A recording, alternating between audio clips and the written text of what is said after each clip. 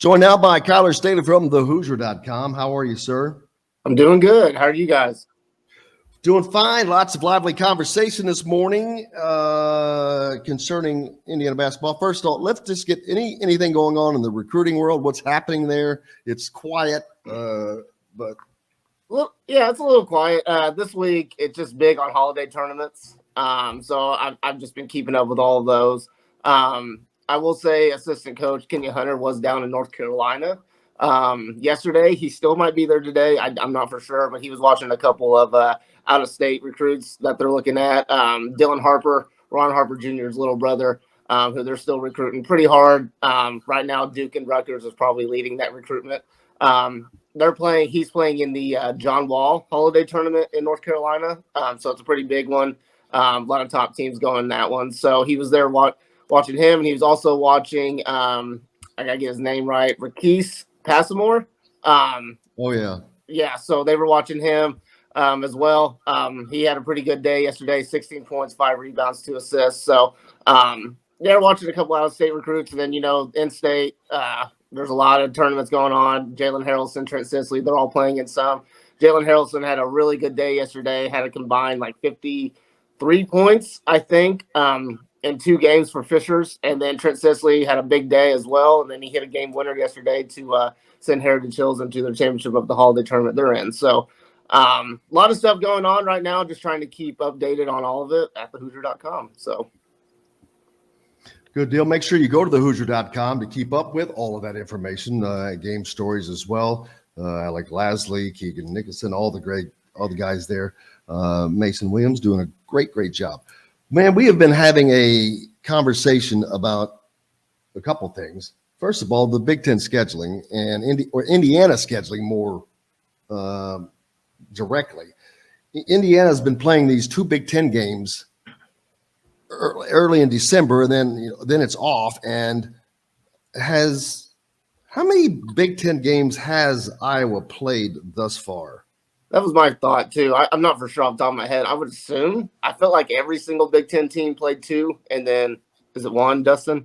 I'm pretty sure they've only played 1. I could be wrong. Because I'm Iowa now. plays 3 this week, beginning tonight. Beginning tonight. Yeah, is that Nebraska? Is that who they play? Yeah, they're at Nebraska. Then on January 1st, they travel to Penn State, and then Indiana comes to visit. And I said earlier, I'm like, okay, what are the odds that Indiana's been off for 2 weeks? They haven't been playing great anyway. They're going to go on the road, play a team that has played twice that week, battle-tested road games. I mean, they're definitely going to walk into a tough one there.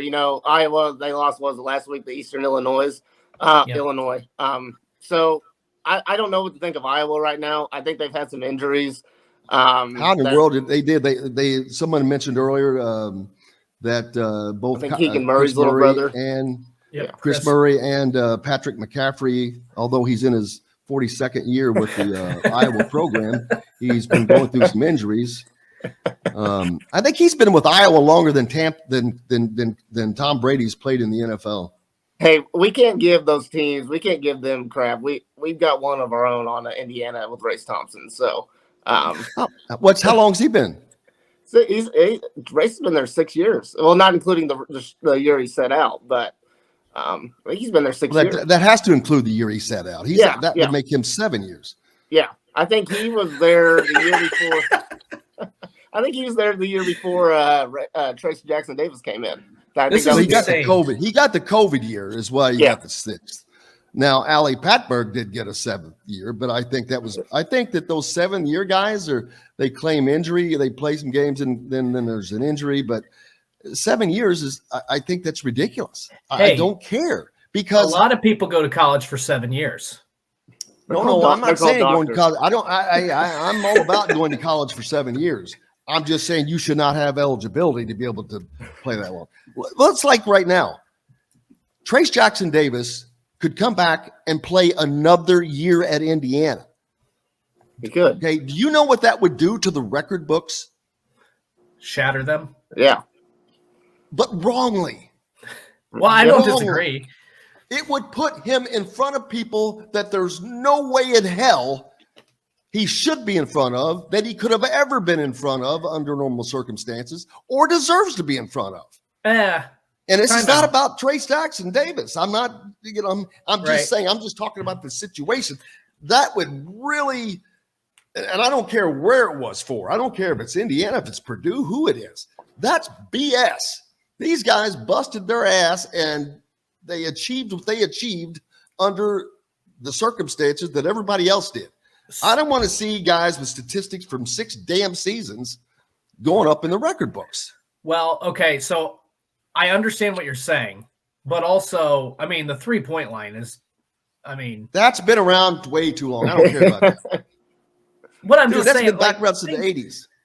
I know, but I'm just saying things change. Like, look at the other thing is too, if you want to include college football in this, for how many years did they only play 11 games?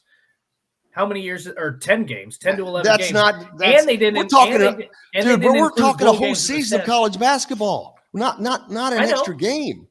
I know, but I'm just saying season. I'm just saying, look, and they used to not include bowl stats in college football stuff. Now they play 15 games if you're a national champion. All I'm saying is I don't care about these records anymore. Like it doesn't matter to me. I'm talking about the school records and things like that. Right, but I'm saying I don't care because the games have changed so much. You don't have to, but I promise you fans do. I don't think that fans would want to see, and again, this is not directed towards Trace Jackson Davis. Or he could be blank. It's whomever. You could put whomever in that Dustin name Schutte. could be whatever. It could be Dustin Schutte. Fans don't want to see, I don't think, Dustin Schutte get a 6th year and pass Mike Woodson in rebounding because he got a 6th year, or pass Calbert Chaney in scoring because he got a 6th year. I want to see that. I mean, what's that? I said I want to see that if Dustin passes Calbert Chaney. Listen, if Dustin, yes, but you could give me 26 years of eligibility. You could give me 26 years. You could give me 26 years of eligibility, and I would not have enough rebounds. I may not get 100.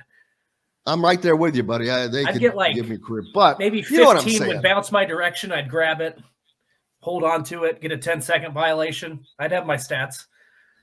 I'm all right. So I'm wondering what people are thinking about what we're talking about now. These are comments about the schedule, but also was talking about Jeff Settles was on with us the other day, Kyler, and great conversation. He just did Indiana's last game with was Kennesaw State. Yep. And just he was awesome to listen to. He really was. He was. But I listened to it yesterday. Really good. Well, I meant his broadcast. Okay. But the interview was terrific.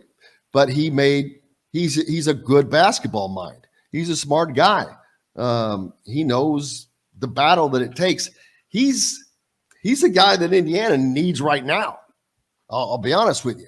He's very similar to the guys Indiana used to have, but he mentioned Dane Fife, Dan Dockich, whoever, these guys that were tough, Brian Evans, scrappy. They don't have that. And it's like, it's about too much finesse and not enough toughness, but I'm not going to get on that bandwagon. We already said our piece on that yesterday. The biggest thing they talked about, though, was bringing Race off the bench, making this team faster, opening up the passing lanes, giving them some speed. And they're going to have that because there's no way in hell they're going to go on the road to Iowa, who does nothing but love to get up and down the floor and score 90 points a game. Indiana is not going to be able to take this lumbering offense in there and expect to win. I've got a little mixed feelings on Race not starting. I think they'll continue to run with Race and Trace, that starting front court. Just you owe it in a way for Race how much he's put into the program, and I'm just a little bit more traditional. Wait a minute. I knew this was going to start something. Repeat that again. Here we go. I think as a senior with Race Thompson, and considering he's been the glue, I would say you owe him a little bit to having him in the glue to what? What's he been the glue to? A team that has not finished above 9th in the Big Ten in 6 seasons. So what's being held together? I mean, I guess you can argue that. That's not my point that I was trying to go at with this. But and just because you're a senior, you don't deserve crap. No. You deserve what you earn every day, every practice. These guys are getting paid, baby. They're getting paid. They got a free scholarship. You don't deserve crap. You have to earn everything. Those to whom there is giving, much is expected. And you have to give it every day. I'm not seeing it. But that deserving thing, nope. That may be generational. I don't know, but there ain't no deserve to me. Deserve's gotten, as quoting a great movie, Unforgiven, when Gene Hackman is, when Clint Eastwood standing over top of him with a shotgun at the end of that movie, Unforgiven. I was building a house. I don't deserve this. Deserve's got nothing to do with it. Boom. All right. Okay. I'm going to play moderator. I want to hear Kyler's rebuttal to this. I don't really have any rebuttal just because, I think it's just different thoughts on that. Well, you got to have a rebuttal. It can't just be different. You got to have a rebuttal. Why? Why is it different? What's your thought on it? I'm going to go back to what I was originally talking about with the way I see it. I'm a little traditional in a way. And, the modern day game it's a 4-out, 1-in type of game. And I think Race Thompson brings that. Wilson wants to have a stretch 4. He recruits stretch 4. But it's not working. Not to an extent right now. I mean, they won 10 games right now. And who have they beaten? And who have they beaten? They beat a really good Xavier team and a North Carolina team that's trending up now. That was trending up now, but was trending down then and they lost 4 straight games, and Indiana was the 4th straight game, and it was at home. So we'll think about. They caught North Carolina at the right time. I'll give them the Xavier win. That was a game that they went in. They played hard. That's the thing. They have not played like they played at Xavier since they played Xavier. I will say that to an extent. Yes. But those two in the long term, when you get down to the end of February, early March, and you start looking at tournament resumes, those 2 wins are going to look really good because Xavier and North Carolina are going to be probably in the top 15. I would think. I think North Carolina certainly will be in the top 15. But anyway, what I was kind of getting at, the speed of the game. I do think because you saw it a little bit with Trace not playing. I think it was last week, the 2 games. You did see them play a little bit faster. You saw Middlecott play a little bit more with the 4, and you had Race at the 5. I think you'll see a little bit more of that just because they need to make up all the speed that they lost with Xavier Johnson, not in the lineup. Indiana's really slowed down a little bit. It's taken the freshman Jalen Huchafino, time to figure it out a little bit. He's scored a bunch, I think 17 and 18 last week, but his turnovers have been a little bit worrisome, just for the team. I think going into this break, Indiana, it's much needed. 1, to get healthy, and 2, to try to figure out, how they're going to adjust with Xavier Johnson not in that lineup for the foreseeable future. I do agree. I think this Indiana team is at its best when it's playing fast, and I think you'll see a little bit more of that, especially in a game like Iowa, like you said, who likes to get up and down the floor. But as far as I don't see Wilson changing the starting lineup. I see Trey Galloway still in that starting backcourt, and you need Tamar Bates to come off the bench because you need scoring off the bench. You need consistent scoring off the bench, and I think Tamar Bates is starting to show that. Go ahead. Sorry, Dustin. No. I was just gonna interject there. I don't disagree with that point being that they need something off the bench. I 100% agree with you. My question to you would be, because this team has started slow, especially in some of their bigger games, I think Tamar Bates could provide that spark because he can get hot quickly. And if you're able to set the tempo or at least get into a rhythm earlier in the game, I think that sets you up better for a full 40 minutes as opposed to if you dig yourself a hole. I mean, is there some truth? I mean, to me, that would be my only argument to start Tamar Bates, because I do think you're right. If you take him off the bench, then what are you left with? So I agree with that aspect. My concern is this team doesn't start that well, and if you can bring a scorer in immediately, maybe you put yourself in a better position in those first 5 to 8 minutes. Right. And if Tamar Bates isn't starting, he's going to play starting minutes. I think Tamar Bates is going to be in that, that final stretch of the game. I think as far as Indiana throwing the first punch, I think it's all mental. I think it comes down to not just Tamar Bates. I think it's everybody on the floor. they've got to figure out a way to start throwing that first punch. They can't just keep trying to claw back. If they would have thrown that first punch against Arizona, that game could have been a lot different. Who knows? But I just think mentally they've got to figure that out, how to start hot with the game and just continue to ride that momentum throughout the game.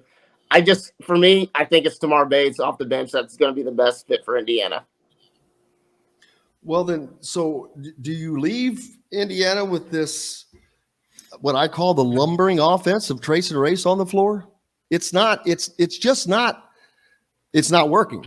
It is not working. And I don't think it's going to work against a lot of these teams. Now, there's going to be certain situations to where it does play into their favor. But there's going to be a lot where it doesn't. And I don't know that it does against Iowa right off the bat, to be honest with you, because of the speed. They're so slow. And the blueprint for Indiana, as Jess also talked about, the defense.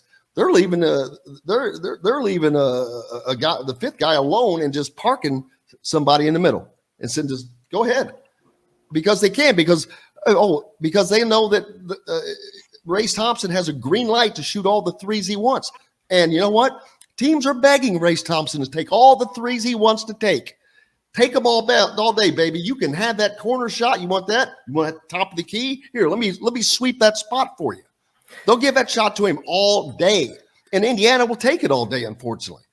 I don't see this offense currently gelling towards a better, more efficient, cohesive offense. It's still circling the drain, so to speak. Yeah, I think at the end of the day, I think Woodson will stick with that starting lineup, that starting front court. It's all about adjusting in a game. I think if that's not working, if that lumbering offense, like you just mentioned, is not working, they've got to be able to adjust, and I think they will. I think the big thing is if Indiana wants to play faster, they've got to go with Miller Kopp at the 4, and then you probably have Tamar, Trey, and Jalen Hood-Schifino running that backcourt. But we'll see how it goes. The important thing is Indiana's got to start off hot if they want to compete for a Big Ten championship. They're going to have to go in and win on the road and convince people that there is hope with this team. They're going to have to go on the road and they're going to have to beat Iowa. So they got a lot of time to adjust. They got a lot of time to arrest. We'll just see what this Indiana team's about next week.